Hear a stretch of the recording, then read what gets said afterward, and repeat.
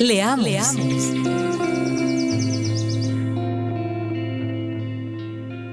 Vamos a leer las Sagradas Escrituras, ¿les parece? Vamos a irnos a identificar con el Jesús con el que podemos encontrarnos en el camino de la vida nuestra, quizá una vida bastante cargada de dolor, de sufrimiento, de momentos difíciles, de desaciertos, de enfermedades que nosotros no esperábamos. Alguien aquí puede decir: Claudia, mira, yo iba por la vida y nunca me imaginé que esto iba a llegar a pasarme.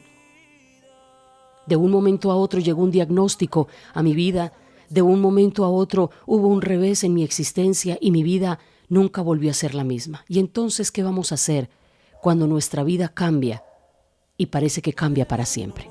Cuando nos encontramos con el dolor de frente, cuando nos encontramos con las grandes pérdidas, ¿qué vamos a hacer? Nos vamos a identificar con el Jesús de estas historias que traen a veces dolor y que empiezan con dolor pero que terminan con victorias. Vamos a Marcos capítulo 5, versículos del 21 al 43. Marcos capítulo 5, versículos del 21 al 43. Y vamos a leer una historia que muy seguramente muchos de ustedes dicen: ay, Claudia, lo has predicado tantas veces. Ay, Claudia, he escuchado ese mensaje tantas y tantas veces en mi iglesia, en mi comunidad. Pues, ¿qué tal? ¿Y si Dios tenga algo precioso que decirte hoy? Algo que quizá no habías escuchado, no habías percibido, o que quizá a través de esta historia, escuchándola con más detenimiento, tú vas a poder identificarte no solamente con la mujer, sino también con la solución a los desangres de esta mujer. Cuando uno siente que la vida se le está desangrando, imagínense. Dice Marcos capítulo 5, versículos del 21 al 43. Pasando otra vez Jesús en una barca a la otra orilla, se reunió alrededor de él una gran multitud. Y él estaba junto al mar. Y vino uno de los principales de la sinagoga, llamada Jairo, y luego que le vio, se postró a sus pies y le rogaba mucho, diciendo: mi hija está agonizando, ven y pon las manos sobre ella para que sea salva y vivirá. Fue pues con él, y le seguía una gran multitud y le apretaban. Pero una mujer, que desde hacía 12 años padecía de flujo de sangre y había sufrido mucho de muchos médicos y gastado todo lo que tenía y nada le aprovechaba, antes le iba peor, cuando oyó hablar de Jesús, vino por detrás, entre la multitud, y tocó su manto, porque decía: si yo tan solamente tocare su manto, seré salva. Y enseguida la fuente de su sangre se secó y sintió en el cuerpo que estaba sana de aquel azote. Luego Jesús, conociendo en sí mismo el poder que había salido de él, volviéndose a la multitud, dijo: ¿y quién ha tocado mis vestidos? Sus discípulos le dijeron: Maestro, mira que la gente te aprieta, ¿cómo dices quién me ha tocado? Pero él miraba alrededor para ver quién lo había tocado, quién había hecho esto. Entonces la mujer, temiendo, temblando, sabiendo lo que en ella había sido hecho, vino y se postró delante de él y le dijo toda la verdad. Y él le dijo: hija, tu fe te ha salvado. Ve en paz y queda sana de tu azote.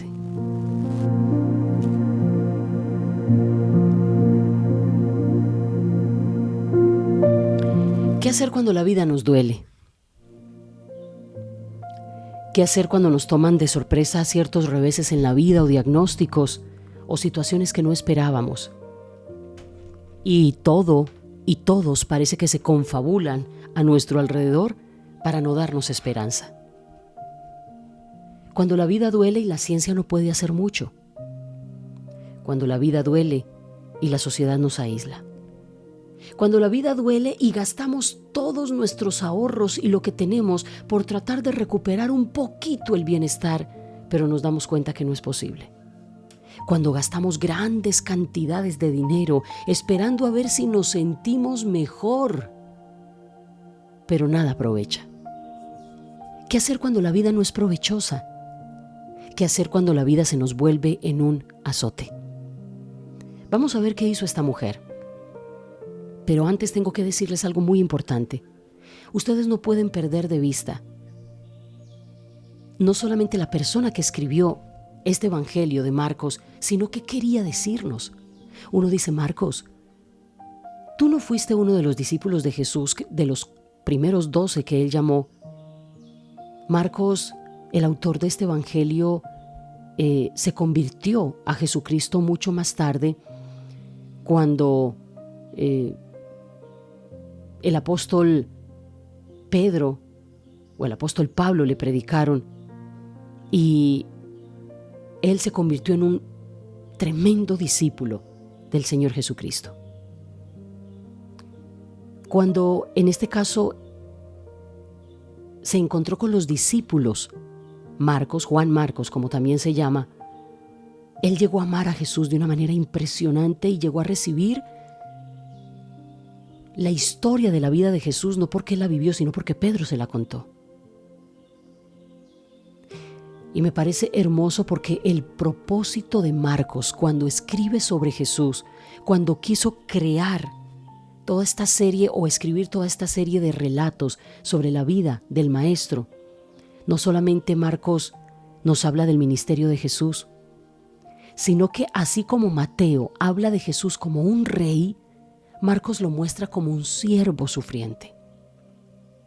Marcos lo muestra como Dios cargado de misericordia, viniendo a vivir entre los pobres, entre los miserables, entre los pecadores, entre la gente de este mundo, para derramar a manos llenas sus bienes entre nosotros. Marcos quiere mostrarnos a un Jesús operativo, quiere mostrarnos a un Jesús que le importa el dolor humano, que le importa la miseria humana. Marcos no era médico como Lucas, pero Marcos era un hombre muy humano.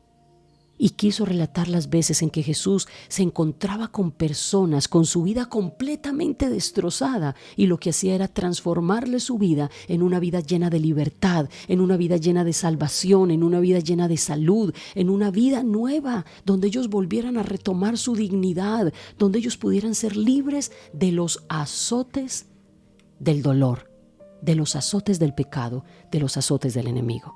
Así que creo que al leer Marcos estamos en la dirección correcta. Las Escrituras dicen que Jesús venía en el versículo o en el capítulo 4 de Marcos, venía de contarles la parábola del sembrador, de explicarles una serie de parábolas: la parábola del sembrador, la parábola de la semilla, del crecimiento de la semilla, la parábola de la semilla de mostaza. Usó muchas parábolas, pero también al final de ese capítulo 4, el Señor Jesús, cuando llegó la noche, les mostró a los discípulos que Jesús no solamente sembraba en el corazón y venía a sembrarnos la semilla del reino de los cielos y de sus palabras en nuestro corazón, sino que también tenía el poder de cambiar nuestras turbulencias, nuestras vidas turbulentas. Jesús tiene poder aún sobre las mareas más altas, no solamente en la tierra, en los mares, sino también en nuestro mundo interior. Jesús quiere calmar nuestros amedrantamientos cuando estamos asustados por las cosas que pasan en la vida. Jesús quería venir a decirnos que Él es capaz de calmar nuestras tempestades internas cuando parece que la poca fe nos hace ver todo más grande, todos los problemas más grandes que Dios mismo. Y el Señor Jesús calma la tempestad cuando los discípulos parece que se estaban muriendo, estaban a punto de anegarse. Sin embargo, Él se levanta y le dice a las olas y a los vientos: callen y enmudezcan, mostrando con esto que no solamente era el Señor que tenía poder sobre la creación, sino también muy seguramente tenía el poder de librarnos de la angustia, del temor cuando vemos que nuestra vida está en peligro. Cuando nosotros sentimos que nuestra vida está en peligro, nuestra vida matrimonial, nuestra vida física, nuestra vida relacional, cuando sentimos que la vida estamos a punto de perderla, entonces el Señor aparece en la escena. Y ahí es cuando pasamos al capítulo 5 y nos encontramos con una mujer que tenía una marea interna. se manifestaba de diferentes formas. En los discípulos, en la barquita del capítulo 4, se manifestaba en rugidos, en vientos fuertes, en gritos, en susto en ellos, porque no querían morir ahogados en el mar, en una tormenta marítima. Pero aquí, esta mujer estaba muriendo lentamente, y no por las olas del mar, sino porque la sangre se le estaba saliendo del cuerpo a cuentagota. La vida de ella se estaba convirtiendo en un constante de sangre.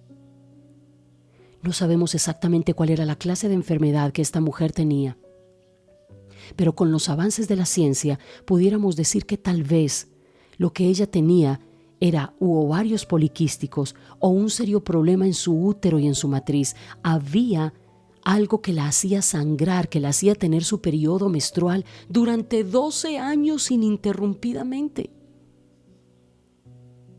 Esta situación era la peor ola que se le había levantado a esta mujer. 12 años. Tener un flujo menstrual día y noche, y para acabar de ajustar, darle esto a ella en la condición social y cultural en la que ella vivía. En una nación en donde que una mujer tuviera el periodo menstrual era durante esos días de su periodo denominada inmunda, impura, no porque Dios la despreciara, sino porque el Señor quería darle a entender a la sociedad y a la mujer misma que ese era un tiempo demasiado íntimo, personal y privado, y ella debía permanecer lejos de la gente, pues porque en esa época no había las cosas y el tipo de protección íntimo que tenemos hoy las mujeres. Tenemos acceso a toda clase de protección íntima. Ustedes saben a qué me refiero. En aquella época no había ese tipo de cosas para proteger discretamente a una mujer, donde cuando tenemos nuestro periodo menstrual nadie tiene por qué darse cuenta. Eso es algo mío, es muy privado. Pero en aquella época no. El sangrado de una mujer se notaba en todas partes.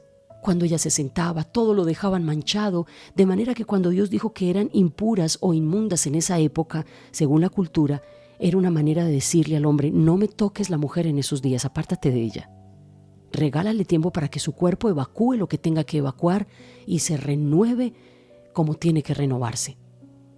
El periodo menstrual es una bendición. Si nosotros no tuviéramos esa parte de nuestra vida, las mujeres no podríamos ser coherederas de la gracia de la vida, es decir, ser madres. Es una bendición, pero también puede llegar a ser muy incómodo cuando se vuelve algo público. ¿Ve? De manera que cuando Dios decía que no se tocaran esas mujeres en esa época a lo que la nación llamaba impura, inmunda, en el fondo el Señor lo que quería era que las respetaran en esa época, que en ese momento ellas no tuvieran que estar por fuera, ni en las sinagogas, ni en la calle, ni haciendo tareas. Ellas tenían que estar casi que como en cuarentena, si me lo permite, pero era porque el Señor nuestro Dios es tan lindo, que sabe que esos son nuestros momentos privados y en donde debemos ser lo más discretas posibles. Pero para ello esta era una desgracia, porque no es lo mismo tú tener un periodo menstrual 2, 3, 4, 5 días, a tenerlo durante 12 años continuos. Piensa en las implicaciones que algo tan natural que se sale de su cauce, que se descontrola, puede llegar a producir, qué efectos puede llegar a producir en el cuerpo. Llegó un momento en que algo tan natural en la vida de una mujer se le convirtió en un azote, dijo el Señor Jesucristo. Cuando Él fue a sanar y sanó a esta mujer, le dijo: mujer, eres libre de tu azote. Qué cosa tan impresionante, ¿no? Mujer, eres libre de tu azote. Dios sabe que cuando la vida se nos descontrola, que cuando algo que puede ser muy natural para nosotros llega a perder su cauce, el pecado, la enfermedad puede llegar a ser un azote para quienes la padecen. Y quiero decirte de todo corazón, con todo mi corazón, el Señor que está dispuesto a quitarnos ese azote, a acabar con este desangre de vida, está aquí esta mañana.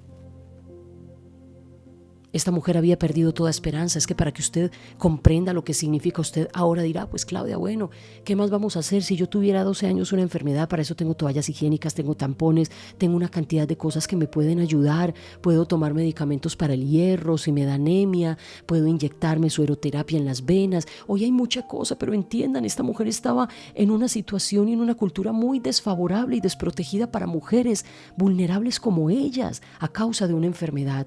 Porque en esas épocas ellas tenían que ser aisladas. Cuando una mujer duraba más de lo normal con el periodo menstrual, era denominada inmunda o impura, y esto lo denominaban los líderes religiosos y algunos médicos que podían dar un dictamen y decir: tú eres una mujer impura, y hasta que no se te acabe el periodo y hasta que no puedas ir a presentar el sacrificio ante el sacerdote que diga que ya tú estás limpia, que ya estás sana, no puedes salir a la vía pública. Quiere decir que esta mujer llevaba 12 años, no sabemos si era casada, si tenía hijos, si tenía esposo, no sabemos en qué momento de su vida le empezó todo esto, si muy temprano en la juventud o ya siendo una ama de casa, madre y esposa. Porque si fue así, si esta mujer era una esposa o una madre, quiere decir que esta mujer llevaba 12 años sin ser tocada por su marido, sin saber lo que era poder tener intimidad con su esposo, sentirse abrazada, besada, acariciada, querida y amada, sin poder disfrutar del abrazo, de los besos y de sentir en su regazo a sus hijos abrazándola. Llevaba 12 años sin poder ir a adorar al Señor al templo, 12 años en los que ella no sabía lo que era un culto de adoración a Dios. Ella no podía ir a ningún centro de adoración a ofrecer sacrificio al Señor. Toda su adoración tenía que ser privada, en el exilio, por decirlo de alguna manera, en esa cuarentena en que dejaban a esta mujer. Ella tenía que acomodarse a tratar de sobrevivir afectiva y amorosamente sola. 12 años de abandono social, religioso y familiar. Hermanos, es que la vida de esta mujer no solamente se estaba desangrando por sus genitales, perdónenme. La vida de esta mujer estaba desangrada desde su corazón. Imagínense la profunda necesidad de ser abrazada, querida y tocada. Ella sabía que según la ley, si ella en ese estado tocaba a alguien, o quizá peor aún, a un rabino, a un maestro o a alguien espiritual, ella, de ser sorprendida, la tenían que sacar a la plaza pública, hacer un hueco, meterla hasta más o menos la mitad de la cintura y ser apedreada, morir bajo lapidación. Esa era la condena. Así que ella tenía que ser precavida. Necesitamos saber el contexto de ella para que ustedes comprendan la situación de esta señora. Ay, si la tuviéramos aquí yo le haría tantas preguntas. Oiga, ¿usted qué hizo durante esos 12 años? ¿Usted cómo sobrevivió emocionalmente a toda esa lejanía, a todo ese rechazo, a toda esa falta de estar con su gente en la iglesia adorando a Dios? ¿Usted cómo vivía su vida espiritual, señora? ¿Usted qué pensaba de Dios en esos momentos? ¿Qué tipo de contacto tenía con sus parientes? Dice las Sagradas Escrituras que en medio de la multitud que le apretaba, versículo 25, había una mujer. Una mujer que desde hacía 12 años padecía flujo de sangre. Quizá muchos de la multitud no lo sabían, tal vez lo sabía solo ella, y luego lo iría a saber solo el Señor Jesucristo. Y note lo que se dice de esta mujer. Número 1, que padecía. Número 2, que había sufrido mucho. Número 3, que había gastado todo. Número 4, que le iba peor. 4 cosas que estaban desangrando la vida de esta chica, de esta señora, como también puede ser el desangre de muchas personas. No sé cuántos aquí, en nuestro mundo, en los sistemas de salud que tenemos, pueden estar experimentando lo que esta mujer experimentó. Una enfermedad que de repente los tocó y sienten como poco a poco los está desgastando. Poco a poco los está desgastando. Quiero decirles, aquí está el que libra del azote de la enfermedad. Pero esta mujer no solamente tenía el diagnóstico, sino que dice que ella había hecho todo lo humanamente posible por acabar con este sufrimiento y había buscado a las personas correctas. Ella había ido a muchos médicos. Y esto nos dice una cosa. Y es que hoy podemos tener gente desangrada en las puertas de nuestros sistemas de salud y no recibir salud. Buscando salud física y no han podido atenderlos. Los médicos no saben qué hacer con ellos. El diagnóstico es quizá cada vez más contrario y han tratado de hacerlo todo lo humanamente posible para poder tener un poco de salud física otra vez. Y permítanme hacer un pequeño paréntesis aquí, antes de irnos. Cuidemos, por favor, nuestra salud. Cuidemos nuestra salud porque queda claro que una vez que la perdemos, una vez que caemos víctimas de la enfermedad, que es un azote para los cuerpos que las padecen, no sabemos si la ciencia que tenemos en el momento podrá ayudarnos. Si los médicos con todo y su conocimiento podrán hacerlo. Hay muchas personas, incluyéndome, que muchas veces aún nuestra propia conciencia nos dice: hey, ¿qué tal? ¿Cómo vas con tu salud? Hace tiempos no vas al médico, hace tiempos no haces ejercicio, hace tiempo no vas a hacerte un chequeo de cómo va tu organismo, hace tiempo que sabes que debes ocuparte de tu salud y no lo haces. Y muchos dicen: Claudia, pero ¿cómo voy a ir al médico? Yo no tengo tiempo de alimentarme bien, yo vivo en un corre-corre, mi trabajo, mi estudio. Otras personas dicen: a mí me da miedo ir por allá. Es que, Claudia, si a uno le buscan, le encuentran, deje así más bien, uno va al médico cuando está enfermo. El mismo Señor Jesús dijo que los enfermos son los que tienen necesidad de médico, que los sanos no. Entonces, si yo estoy sano, ¿para qué me voy a ir a hacer chequeos médicos? Mucho cuidado, porque en la vida de esta mujer hacemos el primer paréntesis. ¿Cómo nosotros actuamos cuando la vida nos duele? Cuando en un momento dado aparece una enfermedad. Pues debemos buscar hacer lo que sea posible para no esperar a que las enfermedades toquen a la puerta de nuestra casa, de nuestro organismo. Yo quiero preguntarles, y esto parece no tan espiritual, usted dirá: Claudia, pero ¿usted por qué le da un giro tan raro a esos mensajes si usted venía muy espiritual y ahora se mete que con el ejercicio, que con la alimentación? Pues porque aquí estamos hablando de una mujer sufriendo a causa de una enfermedad. Y esta no fue una enfermedad quizá de descuido, no lo sabemos. Esto pasó en el sistema reproductor de esta mujer y al parecer empezó desde muy temprana edad. Pero ¿y qué de las enfermedades que se van despertando a causa de nuestra falta de cuidado? ¿Cuánto hace que necesitamos ir al médico y no vamos? ¿Cuánto hace que nos están diciendo: alimentate mejor, deja de comer de esa manera, eso no son los tiempos ni las porciones, por favor cuídate? ¿Hace cuánto que te mandaron a hacer ejercicio? ¿Hace cuánto? Mire, nadie sabe lo que es un azote de una enfermedad hasta que lo padece. Cuando uno está sano, uno no le pone atención a eso. Uno no sabe el sufrimiento y el azote que puede llegar a ser una enfermedad en un cuerpo humano. Cómo nos desgasta física, emocional, desgasta nuestra familia. Las enfermedades nos aíslan, desafortunadamente. Así que la gente que está sana en este momento aquí, por favor, empecemos a tomar medidas. Y los que ya están padeciendo este sufrimiento terrible de la enfermedad, yo digo, hablo y creo que tenemos a un Cristo que puede salvarte y sanarte. Después de este paréntesis de lo que produjo esta enfermedad en la vida de esta mujer, dice que despertó en ella un padecimiento. Es que no era un dolor de vez en cuando. Un padecimiento es un sentimiento doloroso constante y continuo en la vida. Constante y continuo. Y no solamente era la enfermedad. La vida se le estaba desangrando porque uno no solamente sufre porque tiene la enfermedad, sino que sufre porque tratando de buscar la medicina tampoco la encuentra. Se da cuenta que la medicina es limitada, que muchos médicos pueden ser muy profesionales para sanar ciertas cosas, pero ellos también tienen sus límites, que llega un momento en que la ciencia te dice: pues señora, aquí no hay nada que hacer.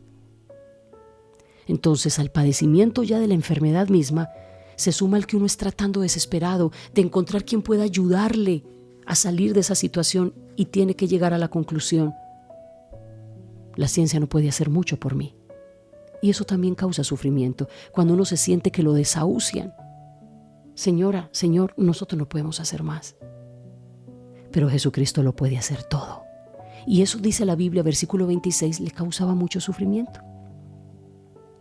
Pero no solamente eso, no solamente esta mujer había buscado los médicos y las personas correctas para poder ayudarle, sino que dice que tenía algo de ahorros de dinero y dice que lo había gastado todo.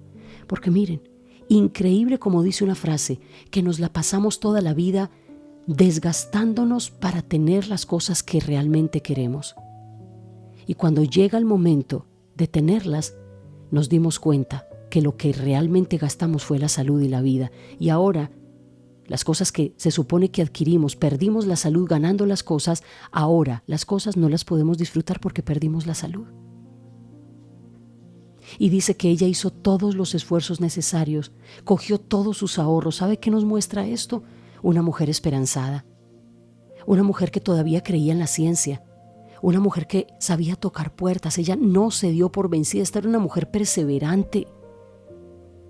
Por favor, no se entregue usted a decir, yo tengo esta enfermedad, ya qué médicos, ni qué tratamientos, ni qué nada. No, haga lo que esté a su alcance. Haga lo que pueda hacer. Ella hizo los esfuerzos que fueron necesarios. Sin embargo, dice las Escrituras que nada había aprovechado. Antes le iba peor. Ella se había convertido quizá en el conejillo de indias de muchos médicos que dijeron, venga señora, llegó un tratamiento muy bueno, un tratamiento nuevo. ¿Usted quiere ser la primera paciente que podamos experimentar con usted con este nuevo tratamiento? Pues usted, ¿qué tiene que perder, señora? Finalmente esta enfermedad no hay ciencia que le pueda ayudar, pero de pronto hay algún tratamiento. Nos dimos cuenta, ¿será que se lo quiere aplicar? Y la señora decía, lo que sea. ¿Cuánto vale? Claro que sí. Pero ella con tristeza tenía que ver, le iba peor. ¿Sabe qué nos muestra todo esto en la vida de esta mujer? Que aunque los seres humanos tratamos por nuestros medios humanos y físicos de solucionar las cosas que nos pasan, habrán momentos en nuestra vida que nada ni nadie podrá ayudarnos a detener este desangre. Cuando uno trata de buscar en la ciencia, trata de buscar en el ejercicio, trata de buscar en el dinero, trata de buscar en los métodos que este mundo nos ofrece para salir de las encrucijadas de la vida, y nos damos cuenta que nada de eso nos pudo ayudar. ¿Sabe por qué? Porque es que esta mujer necesitaba era salvación antes que salud física. Por eso es que los médicos no podían hacer nada por ella, porque el problema de ella estaba más profundo de lo que ella se imaginaba. La fuente sangrante de esta mujer no solamente estaba en sus órganos físicos, sino en el desangre de su corazón. Por eso es que muchas personas, aunque van a médicos, a psicólogos, a terapeutas, a psiquiatras y van a muchos profesionales, ven que no mejoran, porque tal vez lo de ustedes no necesitan un profesional de la salud mental o física, un médico. Tal vez y muy seguramente lo que necesitas es el médico de médicos, el que perdona pecados, el que trae esperanza, el que sabe dejarse tocar, el que le dice a usted, tu fe te salva, el que te puede dar la paz, el que te puede despedir en paz, el que te puede librar de tus azotes. Mañana vamos a continuar con el versículo 27 de esta historia. Por ahora, solo quería dejarles estos versículos del 24 al 26. Si alguien hoy se identifica con esta mujer, porque tal vez ya no tengas una enfermedad física, pero tal vez has sufrido mucho, de muchas maneras. Tal vez has padecido hace tiempo de muchos padecimientos. Tal vez tú has estado inmersa entre la multitud y nadie sabe que tú tienes debajo de tu corazón y de tus ropas hay un corazón sangrante. Tal vez te esté pasando como esta mujer. Ella estaba entre la gente, pero nadie sabía que debajo de esa apariencia y de ese atuendo había una fuente sangrante. Y eso le pasa a mucha gente hoy. Uno los ve bañaditos, perfumados, con ropa de diseñador, y caminan y salen y trabajan y van a las universidades y hacen su vida y parecen como que entre la multitud son uno de los tantos. Es una persona común y corriente, pero nadie sabe qué hay debajo de esa ropita. Nadie sabe qué hay debajo de esa piel. Nadie sabe lo que hay dentro, en ese corazón, como muchas veces decimos en el argot antioqueño, la procesión se lleva por dentro. si también sientes que tú pareces uno más, una más entre la multitud. Pero solamente tú y Dios saben el padecimiento, el sufrimiento, cómo has gastado todas tus fuerzas y energías, cómo te sientes de que quizá nada te está aprovechando y que quizá tu vida va de mal en peor. Quiero decirte que Cristo sí entiende. Pero poco a poco, en estos días, vamos a ir aprendiendo cómo se comportó Jesús, digamos, con la realidad de esta mujer. Cómo se comportó el Señor Jesús con la realidad de esta mujer. ¿Qué tal si vamos en este momento y, después de profundizar, intercedemos? Vamos a interceder y vamos a orar por las situaciones y por las personas que se ven identificadas con lo que acabamos de hablar hasta hoy. Mañana continuaremos y los próximos días contando un poco el testimonio de la vida de esta mujer a la que se le estaba desangrando la vida. Intercedamos, intercedamos. Vamos a orar. Querido Padre Celestial, yo quiero rogarte por aquellos hombres o mujeres que sienten que su vida se les está desangrando cuenta gota y nadie lo sabe. Y le pasa como esta mujer que puede caminar entre las personas y entre las multitudes y hasta le aprietan. Y ella puede parecer o pudo parecer una más de la multitud, pero solo ella y tú, Dios del cielo, sabía el drama que ella hacía años estaba viviendo. Solo tú, Señor, sabes que detrás tal vez o dentro del corazón de una persona que parece muy normal, que trabaja, que estudia, que saca carreras, que tiene hijos, que se enamora, solo tú sabes qué hay en ese pecho y en ese corazón hace años. Solo tú sabes quizá los padecimientos que ha tenido que vivir esta persona o con diagnósticos o con situaciones adversas en su vida. Solo tú, Señor, sabes los sufrimientos que muchas personas han experimentado y aunque la gente tal vez los ve reír y parecen muy normal entre la gente normal, hay algo en ellos que no está normal. Te ruego por aquellas personas, oh Señor, que han tratado para mejorar su calidad de vida, para tener un poco de paz, para quedar libres de su azote, para poder ser salvados de esta situación. Han sufrido demasiado buscando aquí, buscando en la ciencia, buscando en los hombres, buscando en las mujeres, buscando en los amores, en las amistades, en los viajes, en las adicciones, buscando en las compras compulsivas. ¿Cómo salir de allí? ¿Cómo acabar con ese sufrimiento? Aquellos, Dios mío, que se la pasan de médico en médico, de psiquiatra, de psicólogo en psicólogo, de terapia en terapia, buscando cómo acabar con este sufrimiento. Querido Salvador, tú que estabas justo en el centro de la aldea de esta señora, tú que viniste, oh Dios mío, y te reuniste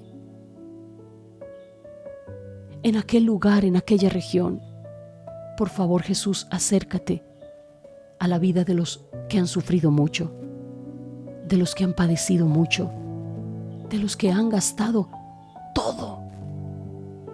Yo sé que aquí hay personas que tal vez pueden decir hoy, Dios mío, tú sabes los esfuerzos que he hecho para salir de aquí. He gastado altas sumas de dinero en ropa, en viajes, en diversión, en entretenimiento, en muchas cosas esperando a ver si todo este dolor para. Pero lo he gastado todo y lo peor de todo es que nada me aprovecha. No me siento mejor. Todavía sigo sintiendo que hay algo por dentro que no está bien. Querido Salvador, ven a ellos y permíteles saber que aunque esta mujer decía, Marcos decía que a ella le iba peor, ella le iba a ir mejor en cualquier momento de su vida y todo iba a depender de su encuentro contigo.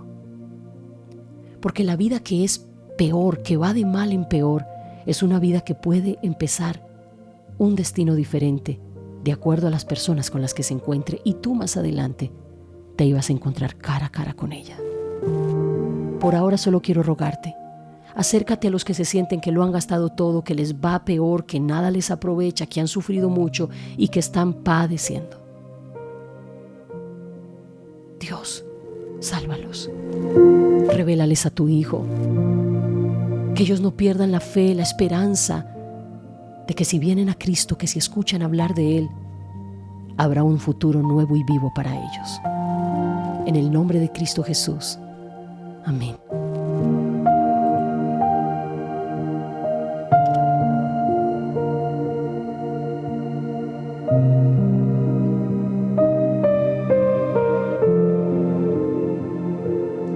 ¿Y qué hacer entonces cuando la vida duele? Esa es la serie de programas que vamos a estar realizando estos días. Les agradecemos enorme y profundamente a todos ustedes que prestan sus oídos diariamente a escuchar la voz de Dios. Yo aprendí mucho esta mañana. No sé si lo hizo usted. No sé si se da cuenta que hay gente, tal vez no usted, pero hay gente que está viviendo circunstancias como estas en la vida. ¿Sientes que Dios te habló algo? Porque fuiste antes ese tipo de persona, ya tú tienes una vida nueva. Pero miren, hay todavía millones de personas que están viviendo situaciones semejantes a la de esta mujer. Sienten que la vida se les está desangrando, que están padeciendo mucho, que están entre la gente y parecen normales, pero algo no está bien en sus almas y sus corazones. Hay una búsqueda insaciable, están dispuestos a entregarlo todo por un poco de paz y no la tienen. Ahora, ¿cuál es la responsabilidad de nosotros? ¿Cuál es la responsabilidad de nosotros frente a estas realidades sociales que se dan no solamente en la época de Jesús, sino que se sigue dando hoy? Hay que presentarles a Cristo. Vayan, por favor, empiecen su día o continúenlo. Pero es que estas realidades son así de dolorosas como suenan. Algunas personas dirán: ay, Claudia, uno se levanta tan temprano en la mañana esperando tener una palabra de entusiasmo, una palabra positiva, una palabra de ánimo que le dé a uno fuerzas para seguir adelante, y usted le sale a uno con esta pobre mujer que le da a uno es ganas de llorar, imaginándose la escena y la vida tan paupérrima de esta mujer. Bueno, pues nos haría bien empezar a sentir dolor por los que sufren. Sí, nos haría bien despertarnos no solamente pensando en qué vamos a hacer nosotros con nuestra vida, sino darnos cuenta que estamos en un mundo caído, cargado de pecado, y a nuestro alrededor puede haber gente sufriendo fuertemente. Tú dirás: ay, Claudia, yo necesito es que me digas cosas bonitas, me entusiasmes. No siempre la vida bonita es que nos den palabras entusiastas. La vida bonita también es cuando me hacen consciente que yo vivo en un mundo donde la gente sufre, que yo vivo en un mundo donde hay gente que la está pasando mal, donde yo vivo en un mundo de personas que no conocen la fuente de su paz, la fuente de su salvación, la fuente que les va a saciar. Nos haría bien, pueblo de Dios. Nos haría bien recordar que no estamos en un mundo cargado de color de rosas. Aquí hay gente que la está pasando mal, y Jesucristo dijo: ustedes son la sal de la tierra y la luz del mundo. Jesús dijo: vayan por todo el mundo, hagan discípulos a todas las naciones, enséñenles que guarden estas cosas que yo les he mandado, y he aquí yo estoy con ustedes todos los días hasta el fin del mundo. No podemos pretender siempre que nos entusiasmen por la mañana, que nos digan cosas bonitas. Hay veces en que tenemos que salir de nuestros letargos emocionales, entusiastas, y decir: ay, Señor, es verdad. Yo no puedo seguir pensando solo en mí. A mí no se me puede olvidar que tú me pusiste la medicina para el alma en las manos, me diste tu reino, tu evangelio, me diste tus palabras. Mi labor no es quedarme diciendo: gracias, Señor, porque me salvaste a mí, porque yo y mi familia estamos supremamente bien. No, tenemos que salir de la zona de confort y decir: Dios, cuántas personas que estarán en mi lugar de trabajo, en mi universidad, en mi barrio, en el lugar donde yo me mueva, esas multitudes que estarán al lado mío, tendrán personas como esta mujer, y yo no lo sé, y yo no me doy cuenta.